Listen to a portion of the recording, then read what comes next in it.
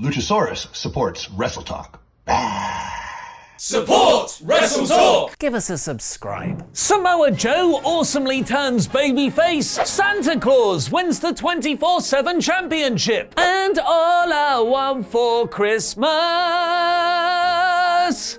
is squash matches. Squash matches everywhere. And it's been confirmed that Vince McMahon is actively burying stars who plan on leaving WWE. Click the timestamps below to jump to any of those stories right now. I'm Ollie Davis. A very big thank you to WrestleTalk's new best friend forever, Luchasaurus, for the intro bumper. Although he got the channel's name wrong, it's Wrestling Talk, according to Sammy Guevara. And welcome to the 23rd of December 2019 episode of Raw in about 5 minutes. Making his first appearance since Seth Rollins turned uber heel 2 weeks ago, Kevin Owens opened Raw in a no DQ match with Mojo Rawley. It was actually a really fun encounter, complete with loads of chairs and a pop-up powerbomb through a table for the KO win. Owens called out Seth Rollins and AOP afterwards so they could beat him up, each to their own. The crucial part here, though, was Samoa Joe's excellent work on commentary, where he cut a brilliant promo on Seth and his mob OP as they walked away. Joe talked about how he comes from a line of bad men, how his father was a bad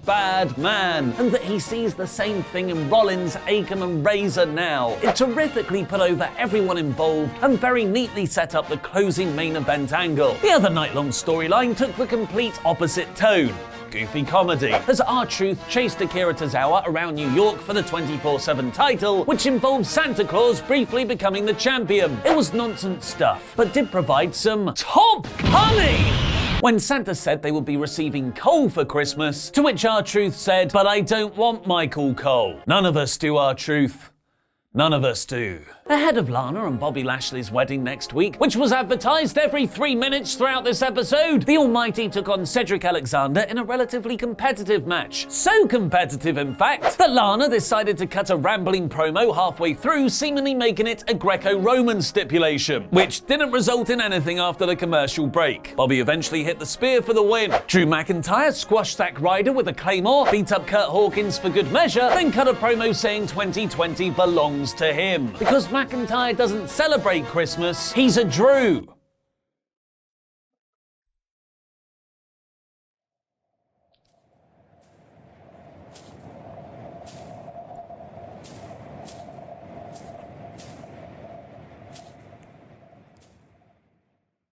Becky Lynch came down to the ring to challenge Asuka for a title match, which Asuka answered with a promo in Japanese. But why she no speak good English like me? She heel! Asuka teased becoming Asuka 2 belts, but no actual match was confirmed. Then after the McIntyre squash match a segment prior, we got not 1, not 2, not even 3, but 4 consecutive enhancement matches. At least the first 2 worked well, with Aleister Black squashing a wrestler from Seth Rollins' training academy in under a minute with a black mass, to then pass Buddy Murphy on the way up the ramp, who was coming down for his own bout. Murphy arrogantly grinned at Aleister before hitting a great-looking V-trigger. It's an effective way to further their anything you can do, I can do better rivalry from the past month. Sadly, the other matches weren't as effective because they didn't have the storyline substance. Ricochet beat Tony Nese. Then, after Deonna Purrazzo debuted on Raw last week with an NXT name bar, her live event tag team partner Chelsea Green made her first main roster appearance here with a Raw name bar graphic. What are the rules? Implying this was more of a call-up than just a cameo appearance. It's a shame WWE have decided to use Green as just a body to lose to Charlotte Flair in her debut, as not only did she look really good in the offense she got in, we already know she's a fantastic performer elsewhere, like during her time as Laurel Van Ness in Impact. Despite taking most of the match here, doing the old look how she can hang with the best but ultimately loses shtick that works so well for Humberto Carrillo and Cedric Alexander, Charlotte made her tap in the figure 8. Advice to Chelsea: dye your hair blonde again. Like Liv Morgan's latest character reinvention, where this week's promo unfortunately dropped all the supernatural undertones and played like a one-dimensional sexualized blonde lady gimmick. Morgan's voiceover said how before she was young and impressionable. Now it's up to her to decide who she is. And by her, She means two old white guys called Vince McMahon and Kevin Dunn. VOC beat Randy Orton and the Viking Don't Mention the War Experience! Raiders in a typically fun six-man tag, with Orton brilliantly selling his knee from last week's prolonged calf crusher spot, which led to him taking the pin from AJ. Randy and Styles are obviously putting a lot of thought into their feud and how body parts can be used to tell a story over time. The Street Profits did their backstage thing about wanting the smoke. Rowan squashed another jobber. Rusev squashed No Way Jose and then parted with his conga line afterwards. And the main event saw Seth Rollins versus Rey Mysterio in a first-time ever match for the United States Championship. But the purpose here wasn't the in-ring action. It was the angle that closed the show. AOP caused the DQ by attacking Mysterio and then dragged his limp body up the ramp to put through the announcer's desk. Nick Joseph and King scattered, but Joe, following his bad mem promo earlier, awesomely just stayed there staring at them and saying, "If I get up, it's not to move. If I get up, it's both your asses." It was a brilliantly delivered line, made even better as Rollins tried to defuse the situation, saying their problem isn't with Joe, they're not here for him, before walking off and then telling AOP to finish him like some kind of mob boss. AOP then put Joe through the announcer's desk, meaning he's definitely cleared to return. And it looks like finally, for the first time on the main roster, we're getting badass babyface Samoa Joe. That was this week's Raw in about 5 minutes. Click the eye above my head to let me know what you thought of the show, where you can choose from Rawsome, Core, Average, Poor and Rawful. For an episode that was filmed last week, which we already knew the results for, I thought this was a surprisingly enjoyable show. There were too many squash matches, but the ending Samoa Joe angle was one of the best things on WWE in weeks. This week's Raw is a high average. But what about the wrestlers that aren't currently favoured by WWE? Find out what Vince McMahon has in store for them soon. Hot tag to Chopper with the news.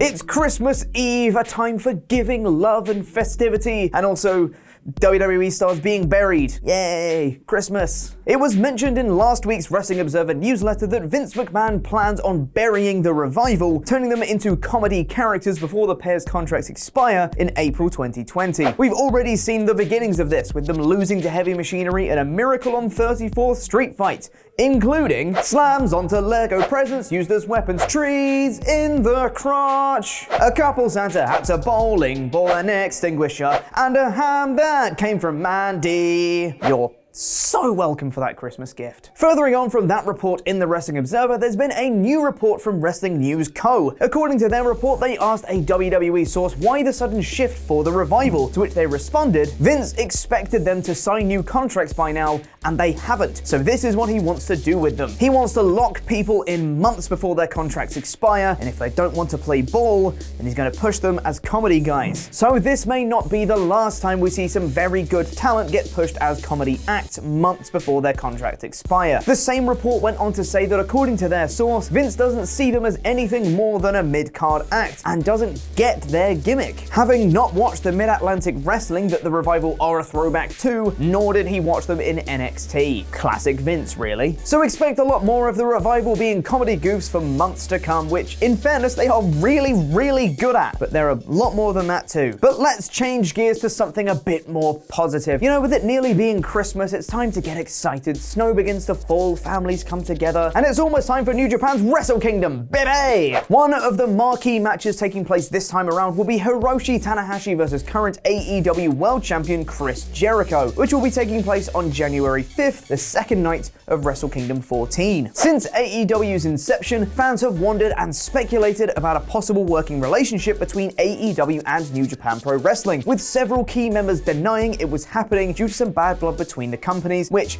in fairness, is totally understandable when the majority of New Japan's top talent left to begin their own company. However, AEW stars have made appearances in New Japan, with Jon Moxley appearing in the G1 this past summer, and with Jericho and Moxley both appearing at Wrestle Kingdom 14, speculation has once again sprung up. However, there's one extra piece of information that might hint at a working relationship this time around, and it comes straight from the mouth of the ace of New Japan himself, Hiroshi Tanahashi. In a translated piece on Tokyo Sports, Tanahashi stated that if he beats Chris Jericho at Wrestle Kingdom 14, he should be entitled to an AEW World Championship match if Jericho wants a rematch. Or, if you want the automatic translation my browser gave me, he said, "Isn't it the champion over there? If I win and say the other is one more time, then you can say, get a belt, then the Forbidden Door will be open." AEW Forbidden Door confirmed as their next pay-per-view. In all seriousness, this really does open up the possibilities of New Japan talent hopping on over to the States to do the occasional show for AEW if Tanahashi is to be believed. New Japan continue to have their working relationship with Ring of Honor, and considering New Japan works in a very honor-based way, hence,